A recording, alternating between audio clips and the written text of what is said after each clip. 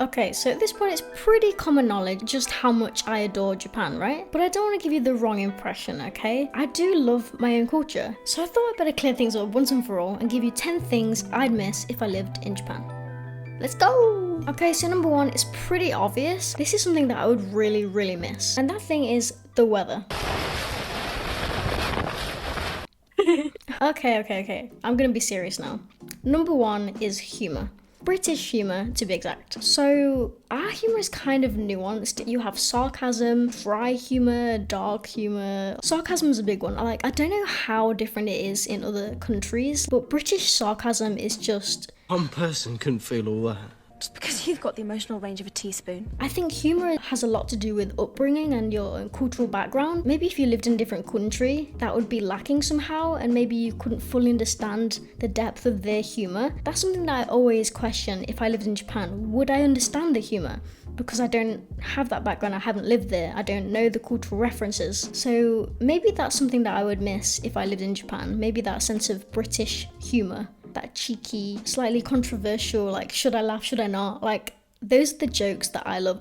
I'm not a joke person, I don't actually like jokes, but sarcasm is a big one for me. Like, I just love sarcasm. And also the day-to-day interactions, I think, in England, where humour's concerned, like when you see familiar faces and you just get to know them, and you have that level of banter that you do when you understand the language. And I mean, where Japanese humour's concerned, I don't really have a grasp on what that is, really. I think my only reference for Japanese humour is Japanese game shows, maybe?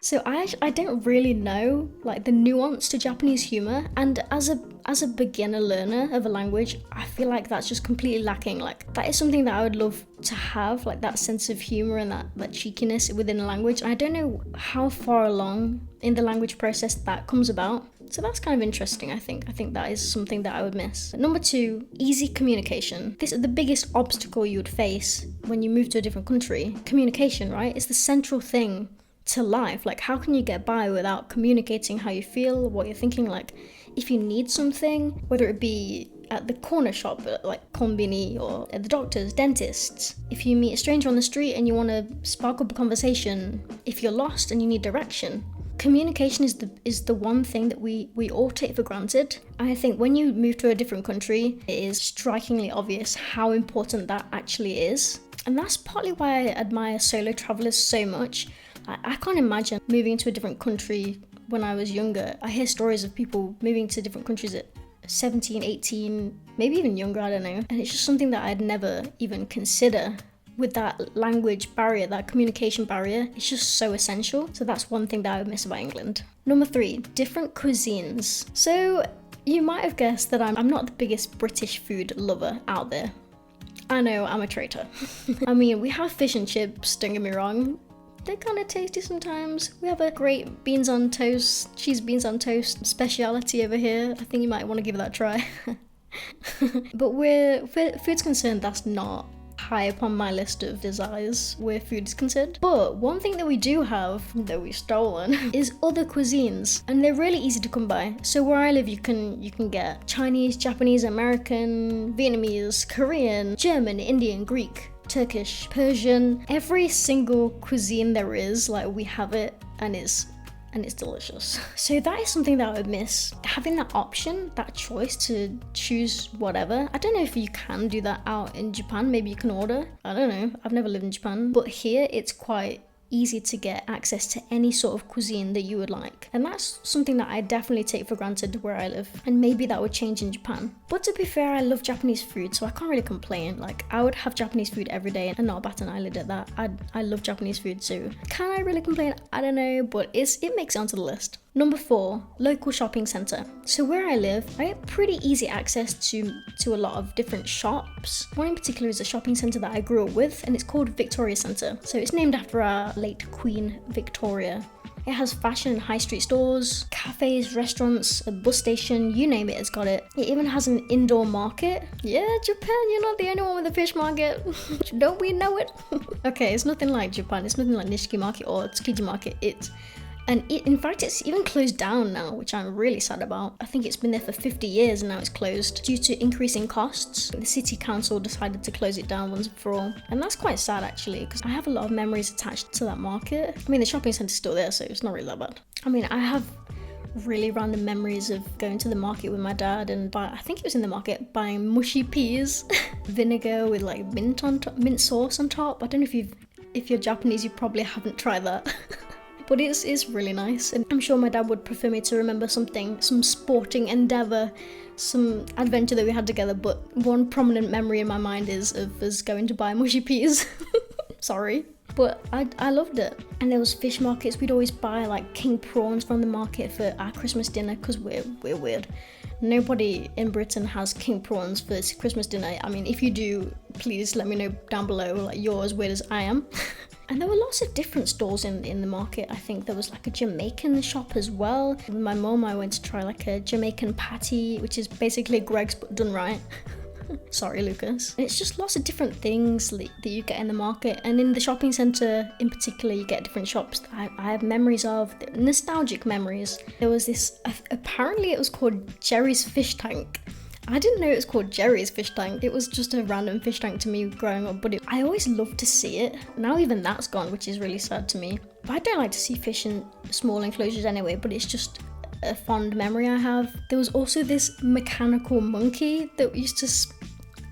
Okay, how do I explain this? This is pretty niche. So apparently it was called Charlie the Chimp, which I had no idea about, in a shop called Gordon Scott. So there was this mechanical monkey attached to this bar, and it would just swing round and round and round. And it got to the point that it got so old. It got so old that it would take like half an hour to like make its way around. But it was just so cute and so like something that I always look forward to seeing as a kid. And I feel like if you're from the UK or from England, maybe you get this, like certain things may not work as efficiently as they should. But to me, that just made it that much better. I can't explain it. It's just the humour in things that just don't work efficiently, but you still have a fond memory of it anyway. I don't know. So in actuality, I say shopping centre, but I miss the memories, the nostalgia of it.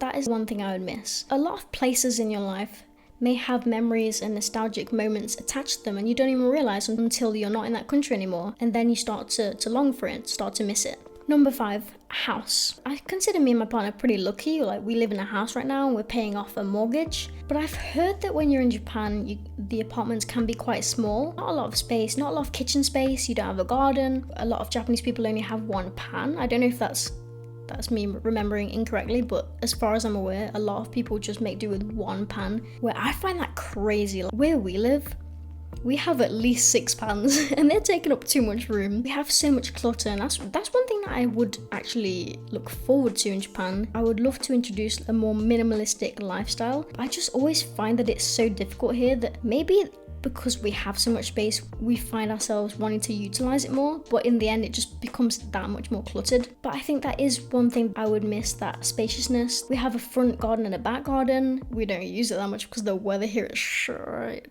Again, you have the choice, you have the option. So maybe if I lived in Japan, I would miss that. We have a whole house to ourselves, and we're really lucky for that. We have every utensil under the sun.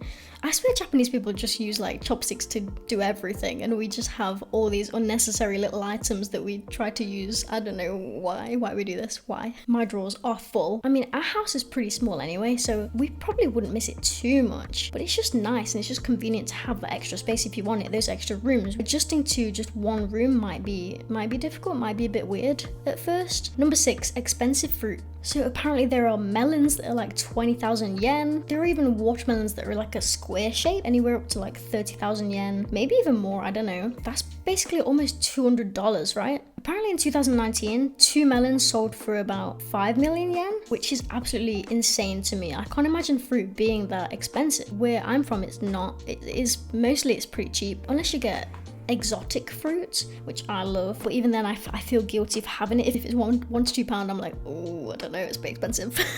Bit much, innit? Normally you'd pay under £1 for fruit, right? Apparently the fruit in Japan is better quality, and maybe that's why it's so expensive. I think it is a lot more expensive than other countries as well, and I think the price also changes depending on the season. I don't even consider myself to eat a lot of fruit, but maybe in Japan, if the fruit is so expensive out there, I might miss it. But I mean, the fruit in Japan does look pretty delicious. Number 7, a British cuppa.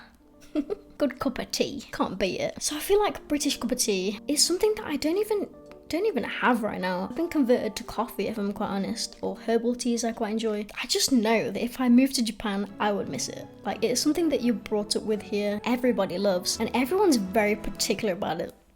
A cup of tea. Don't get me started. If you put the milk in first, you're wrong. Like, get out of this video. It's just something simple and something comforting from my childhood. And I think every British person should love a good cup of tea. If you don't, like, there's something wrong there. Even if you don't drink it on the regular, it's something that you should miss. It's in our blood. Number 8, peanut butter. So this is something that I've only recently started having a lot more of. I even have peanut powder and things in protein shakes. Me and my partner Lucas recently started making these protein oat bars with peanut butter in, and they're so delicious. I'm gonna put a picture just to show you. They're so easy to do, no baking involved whatsoever. I watched a video by Charla recently and she said it's quite difficult to come by, and I was just devastated. This is just the most devastating news I've ever heard. I don't know why you can't get peanut butter in Japan, but apparently it's just really hard to come by. So that's one thing that I have to get used to living without. So I probably miss that. And it's really convenient, really easy to make. You just slap it on anything, like just have it on toast, in a shake. It's really versatile. So I'd probably have to find some sort of a substitute in Japan. If you have any ideas, let me know. Number 9, Christmas, or Crimbo, as we like to call it, us Brits. So Christmas is an interesting one. I think Japan does Christmas as far as I'm aware. I know there's like the whole KFC scenario. The KFC buckets come out and I'm like, that is something I'm actually kind of interested in. I think I would actually enjoy that, because since I left home, I just find Christmas dinners so mendokusai. I just can't be asked to make a glorified roast dinner at home and it not be as good as what I'd have at home, because my mum and dad do the best Christmas dinner. They do it right. When you leave home, it's just kind of sad. I just don't know how to do one. It just ends up being, like I say, a roast Sunday dinner that's just kind of average. And I think I'd prefer KFC, if I'm honest. And it seems way more convenient. But Christmas in general, I think, something that I grew up with in Britain, seeing the big Christmas tree, the lights, cheesy Christmas music in all the shops. I think that's probably my favorite thing about Christmas, the leading up to Christmas rather than the actual day. The actual day I'm kind of sad because it's going to be over soon, but the whole leading up to Christmas is like my favorite part of it. The dressing up in the Christmas outfits, like I don't know if you really do all of that in Japan. The Christmas dinner at home, obviously. Christmas is a time that's centered around family and friends, and it kind of speaks for itself. I would miss my family and friends the most if I lived in Japan. That's the one thing that'd be really difficult to live without, as you can imagine. I think it's something that I even take for granted at times, just having them be there, having that support system. If I need to talk to them, if I need advice, if I want to see them for company, if I want a Christmas dinner. They're just always there, and I just love them very much. So to be in a country where they weren't around, I mean, it's the other side of the world. That would be really odd. I think I underestimate how difficult that would be. So yeah, I love you, Mum and Dad. Thanks for watching. But there is a silver lining. There's one thing Japan, and only Japan, has, and that's Natsuki or Rapski. And that's enough to convince anyone. With that, I live in Japan right here, right now. So that's 10 things I would miss if I lived in Japan. But what are the 10 things you would miss if you moved to Japan? Let me know in the comments below. Please like and subscribe this video if you enjoyed. And check out our other videos. Mite kurete arigato. Bye bye.